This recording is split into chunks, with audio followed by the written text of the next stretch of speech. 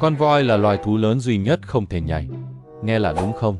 Mèo nhảy, chó nhảy, ngựa phi qua rào, con người bật cao. Vậy mà con voi to lớn lại không tài nào nhấc cả 4 chân lên khỏi đất cùng một lúc, dù chỉ 1 giây. Lý do nằm ở chính cái thân hình đồ sộ của nó. Một con voi trưởng thành nặng tới mấy tấn. Muốn nhảy, một con vật phải bật cả khối lượng đó lên không, rồi tiếp đất mà không gãy xương. Với cái cân nặng khổng lồ như voi, lực dội xuống lúc rơi sẽ làm nát cả 4 chân.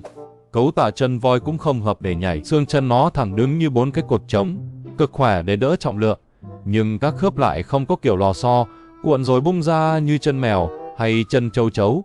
Bù lại, voi chẳng cần nhảy làm gì. Nó to đến mức gần như không loài nào dám săn, nên cũng không cần phóng đi để thoát thân. Khi muốn đi nhanh, voi chuyển sang một kiểu chạy riêng, lúc nào cũng giữ ít nhất 1 chân chạm đất.